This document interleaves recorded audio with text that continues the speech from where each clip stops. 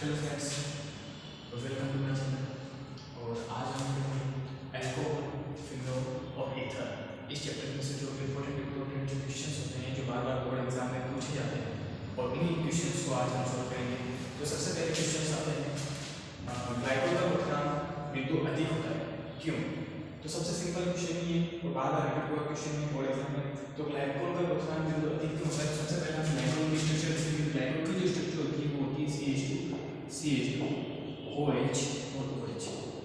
ये होती है ग्लाइकोल की स्ट्रक्चर, क्योंकि ग्लाइकोल में दो हाइड्रोक्साइड पाए जाते हैं, दो हाइड्रोक्साइड ग्रुप प्रस्तुत होते हैं, जिसकी वजह से ये क्या बनाता है, हाइड्रोजन बॉन्डिंग बनाता है। और हाइड्रोजन बॉन्डिंग होने की वजह से क्या होता है कि इसके उत्क्रांत बिंदु अधिक हो जाते हैं। अगर हम यहाँ बात करते हैं तो CH2 OH O और H, इसका आता है आंशिक नेगेटिव चार्ज, इसका आता है आंशिक पॉजिटिव चार्ज, इसका वापस आता है आंशिक नेगेटिव, इसका आता है आंशिक पॉजिटिव। इन दोनों के बीच क्या हो जाता है, एक बॉन्डिंग बनना स्टार्ट हो जाती है, जिसको हम बोलते हैं हाइड्रोजन बॉन्ड। और जिसमें हाइड्रोजन बंध पाए जाते हैं वो हाइड्रोजन बंध क्या होते हैं, इनकी वजह से इनके उत्क्रांत बढ़ जाते हैं। इनके बॉन्ड को तोड़ने के लिए हमें ज़्यादा एनर्जी की रिक्वायरमेंट होगी, और जितनी अधिक एनर्जी रिक्वायरमेंट होगी उतना ही क्या होगा, अधिक बॉन्डिंग उतना ही अधिक होगा, यानी उत्क्रांत बिंदु उतना ही अधिक होगा। तो ग्लाइकोल का उत्क्रांत बिंदु अधिक होने की वजह यही है, क्योंकि ग्लाइकोल के संरचना में दो हाइड्रोक्साइड बंध पाए जाते हैं, जिसकी वजह से इनके बीच एक हाइड्रोजन बंध का निर्माण होता है, और हाइड्रोजन बंध के निर्माण होने की वजह से इनके उत्क्रांत बिंदु अधिक हो जाते हैं। सेकंड आता है ल्यूकास अभिकर्मक क्या है? तो ल्यूकास अभिकर्मक ये क्वेश्चन लगभग 4 या 5 बार पूछा जा सकता है। तो कुछ नहीं, आपको ये याद रखना है कि ल्यूकास अभिकर्मक में कंसंट्रेट HCl प्लस एक होता है निर्जल ZnCl, इसके मिश्रण को हम बोलते हैं ल्यूकास अभिकर्मक। यानी कंसंट्रेट HCl, सांद्र HCl प्लस निर्जल ZnCl को हम क्या कहेंगे, ल्यूकास अभिकर्मक कहेंगे। तीसरा होता है एथेनॉल को एथेन में कैसे परिवर्तित करें? तो देखो, एथेनॉल का जो फॉर्मूला होता है वो होता है CH3 CH2OH। एथेनॉल को आपको कन्वर्ट करना है एथेन में, तो इसमें कन्वर्ट करने के लिए एथेनॉल को एथेन में कन्वर्ट करना है।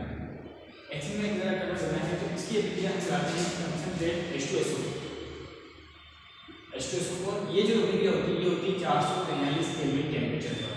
जब 443 केल्विन टेम्परेचर पर होगी तो यहाँ पे क्या होता है कि यहाँ का OH और एक यहाँ का हाइड्रोजन, अल्फा कार्बन से OH और बीटा कार्बन से हाइड्रोजन बाहर निकल जाता है, यानी कि बाहर चल गया है H2O।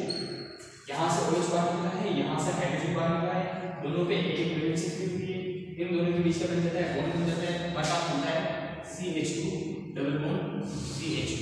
तो क्वेश्चन था एथेनॉल को एथेन में कैसे परिवर्तित करोगे, ये हो गया एथेनॉल और एथेन में परिवर्तित हो गया ये, और किसकी वजह से हो रहा है, कंसंट्रेट H2SO4 की वजह से ये रिएक्शन हो रही है, और ये अभिक्रिया होगी 443 केल्विन टेम्परेचर पर, और इसमें से वाटर मॉलिक्यूल बाहर निकल रहा है और एथेन में कन्वर्ट हो रहा है।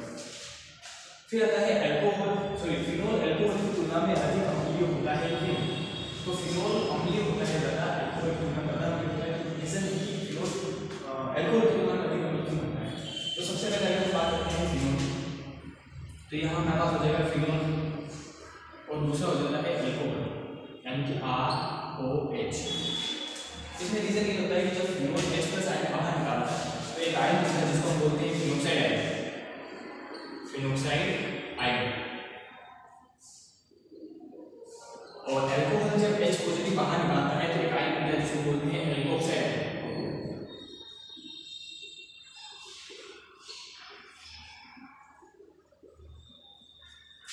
तो आपको ये याद रखना है कि जब फिनोल हाइड्रोजन यानी कि H पॉजिटिव जब बाहर निकालेगा, ये H पॉजिटिव बाहर निकलेगा तो एक आयन होता है जिसको हम बोलते हैं फिनोक्साइड आयन, और अल्कोहल से H पॉजिटिव बाहर निकलने के बाद आयन होता है जिसको बोलते हैं एल्कोक्साइड आयन। जब फिनोल हाइड्रोजन आयन बाहर निकालता है तो फिनोक्साइड आयन होता है जो कि अनुनाद के द्वारा स्थायित्व प्राप्त करता है। ये क्या करता है, अनुनाद यानी कि रेजोनेंस स्ट्रक्चर बनाता है, जिसके द्वारा इसमें स्टेबिलिटी यानी कि स्थायित्व आ जाता है, जबकि एल्कोक्साइड आयन अनुनाद के द्वारा स्थायित्व प्राप्त नहीं कर पाता। इस वजह से फिनोक्साइड आयन या फिनोल अल्कोहल की तुलना में क्या होता है, अधिक अम्लीय होता है। तो रीजन ये है कि फिनोल अल्कोहल की तुलना से अधिक अम्लीय है, क्यों? तो फिनोल अधिक अम्लीय होता है क्योंकि फिनोल H+ आयन निकालने के बाद फिनोक्साइड आयन बनाता है, जबकि अल्कोहल H आयन बाहर निकालने के बाद हाइड्रोक्साइड आयन बनता है। फिनोक्साइड आयन अधिक स्थायी होता है, जिसकी वजह से यह अल्कोहल की तुलना में अधिक अम्लीय होता है। तीसरा आता है, लास्ट क्वेश्चन है, एनिसोल की अभिक्रिया Br2 के साथ कार्बन डाइसल्फाइड की उपस्थिति में घटेगी। यानी कि आपको एनिसोल की अभिक्रिया किसके साथ करानी है, Br2 के साथ करानी है और किसकी प्रेजेंस रखनी है, कार्बन डाइसल्फाइड की प्रेजेंस रखनी है। तो किस प्रकार का प्रोडक्ट बनेगा, तो यहाँ पे अगर आप देखें तो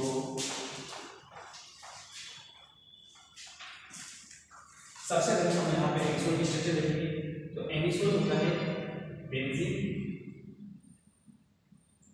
ऑक्सीजन और CH3, इसको हम बोलते हैं एनिसोल।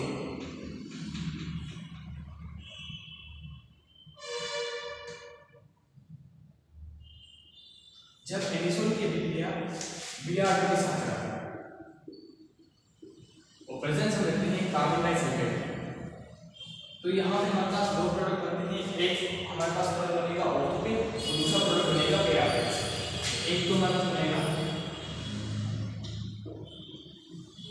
ऑक्सीजन CH3, एक तो ऑर्थो ब्रोमो एनिसोल और एक बनेगा पेरा ब्रोमो एनिसोल।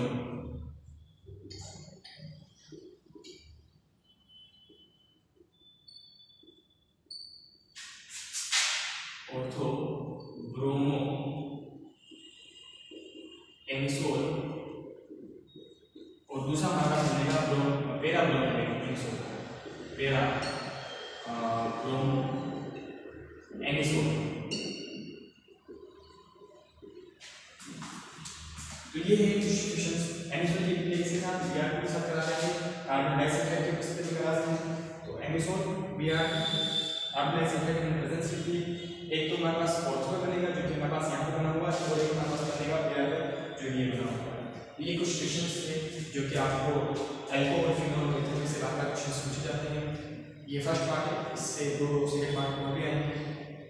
तो चैनल को लाइक करें, सब्सक्राइब करें।